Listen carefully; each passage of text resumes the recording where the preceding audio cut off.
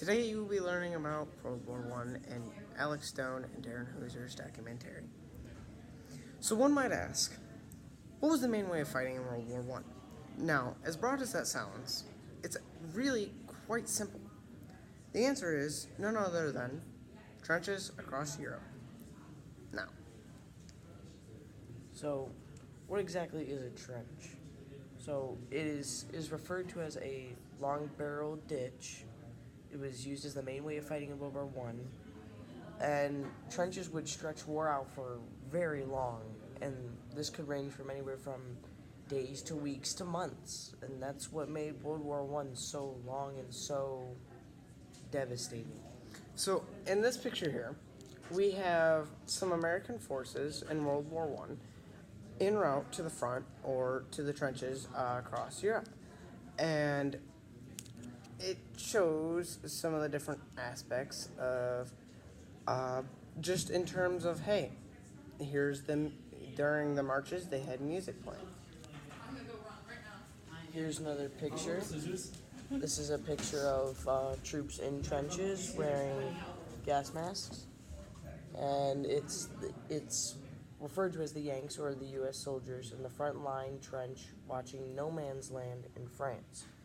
So, one may ask, what exactly is No Man's Land? So, No Man's Land is the area between two trenches, and this will be filled with things that we will go into later. Now, in another picture, we have American troops advancing upon wounded Germans. So it is showing basically the aftermath of a trench battle. If one side successfully completes a rush through no man's land and takes over a trench or succeeds in completing a trench raid, they clean up the mess afterward, basically. And sometimes it's not so pretty. So we have another picture of the Salvation Army making donuts under bombardment of German guns in the front line of France. And by bombardment of guns, they mean artillery fire from across the battlefield. Which we will also get into later. But here's the picture of them making donuts for troops in the trenches while being shot at by German soldiers to show you how dangerous being in trenches and being stuck in that sort of area is very dangerous. So, in one more picture, we're showing you the Germans charged with fixed bayonets across no man's land in an attempt to take American trenches. Now, this, again, like previously discussed, shows the daringness that it takes to run across no man's land where you could easily be shot down at any point or get stuck or cradled in by barbed wire. And here's another picture. This is the last one for trenches, showing the Americans at the front line in France and what exactly the trenches would look like. So, the only way to really end a trench fight was for one side to successfully rush the other and kill everyone in the trench. Or sometimes at night, some soldiers would sneak across the night, volunteer only, so they did not force anybody to do this, and with a small melee or sidearm, go and clear trenches. Also This known was- as trench raids. This was very dangerous, and that's why it was only volunteers only. Now, as we said before, between two trenches, it creates an area called No Man's Land. So, No Man's Land is unoccupied, and it becomes an area of No Man's Land because trenches were in the ground. So when people would come up from the trenches, they would become easy targets for the other trenches to just shoot right across. Hint the fear of sharpshooters from World War One. And No Man's Land became very dangerous because it like literally cleared land. Like there could have been a forest there, but the forest is gone now due to artillery and gas, which we will get into later, and barbed wire. And when it comes to sharpshooters in World War I, they were well respected and well feared on both sides. Due to they were at times considered cowardly because they weren't in the same circumstances as other men. They could choose to take another man's life without risking their own. Now, barbed wire originally was used for penning cattle. Wonderful invention until you give it to man. It was adapted for use on the battlefield, primarily in no man's land, for cattling the enemy troops and defending trenches. It was laid out in front of trenches to keep out invaders and help prevent trench raids and charges. It was also placed in strategic positions to corral the enemy soldiers into firing lanes so that machine gun fire could easily rip down the charging masses. We don't actually have a picture of No Man's Land, but we found a picture of what it would look like. So, like we said, that used to be a forest, and it was cleared completely out due to artillery and everything else just destroying it.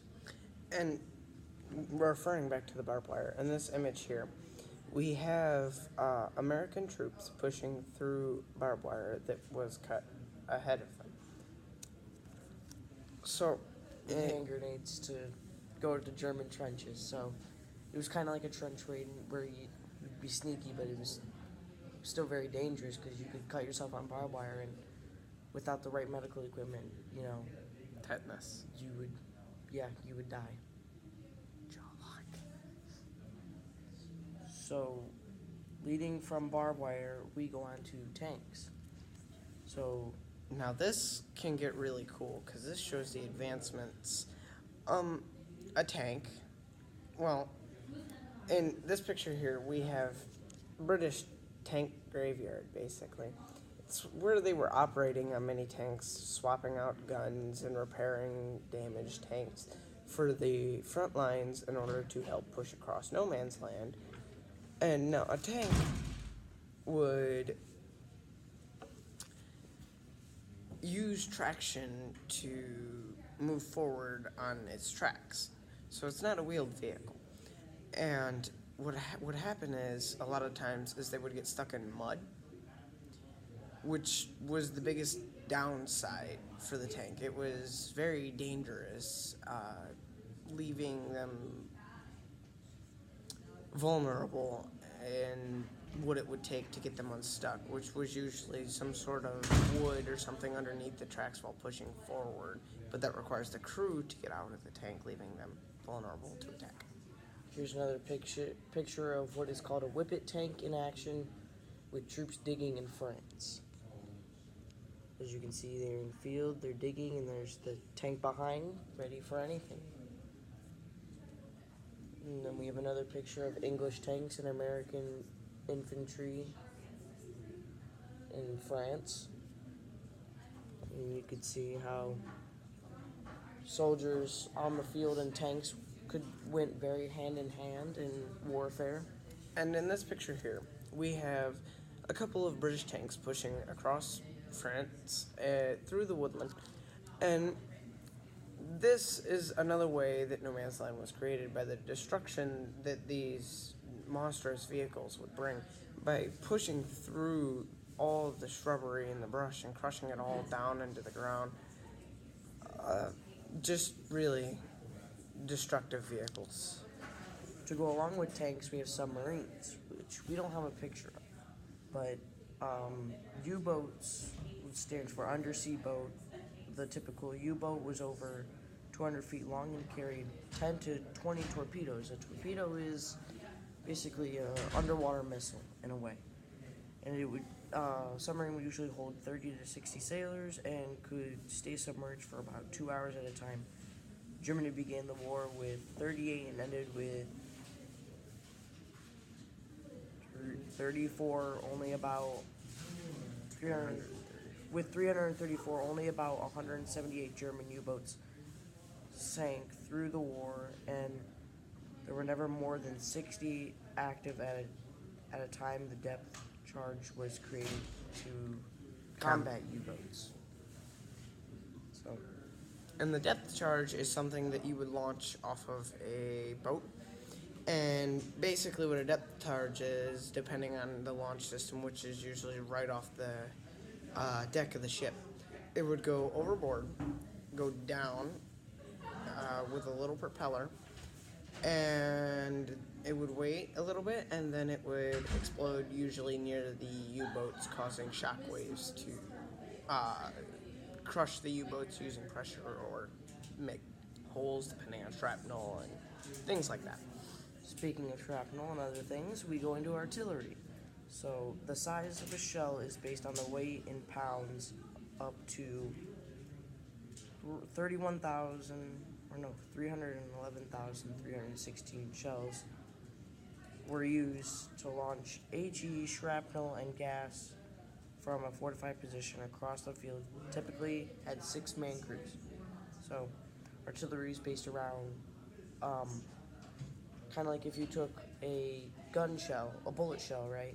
But you increased the size and you made it way more deadly by putting in shrapnel, which is like pieces of metal and things that can cut you. You put in gas, which we will get into in a moment. HE rounds, which stands for high explosives.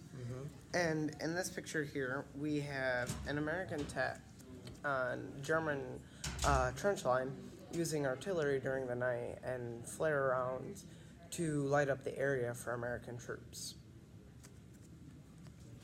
Then coming from artillery, we go into gas. The most known gas that was used is mustard gas, which was very hard to come. Gas masks were very inconsistent and often didn't work.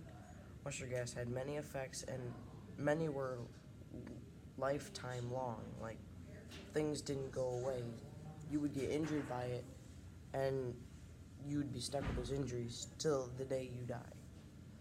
They could cause very horrific injuries. And in this image here, we have American troops giving Germans gas, aka using flamethrowers and gas grenades to clear out German trenches. And the flamethrower was another horrific invention of the time. It propelled a liquid fire forward from, depending on the time, could be upwards of 25 to 100 feet in front of the user. And they would have a tank on their back that held the substance and an igniter in the front of the tube that launched it forward, causing it to catch fire. And what would happen is it would hit a person, it would stick to them and burn them alive. And going back to mustard gas could cause anything from the eyes to skin to respiratory problems. For eyes, it would cause problems such as irritation, burning, inflammation, and blindness. For skin, it would cause itchy redness and yellow blisters. For respiratory, it could cause runny or bloody noses, sneezing, hoarse throat, shortness in breathing, coughing, and sinus pain. No. It was very dangerous product. Mustard gas was not the only gas used in World War I. There were other gases like chlorine gas and I'm drawing a blank. Hydrogen. Yeah, hydrogen gas. Some of these gases had no color, no smell, and you didn't know that they even hit you until after the effects took place. Due to this, gas has become a illegal form of warfare in the rules of war. So the question you may be asking yourself is, so How you do have you- trench wars, you have tanks, you have flamethrowers and everything, but who's using it and how did we get those people to use it? How do you get a man to willingly sign up to go see the horrors of what another man will do to another in the name of their own country? It's what we call propaganda. So this isn't exactly a way of bringing soldiers over, but this is like some of the things that some of them will be like people joining the army and things, but some of them will be things like this, where it's saying that you should buy war bonds.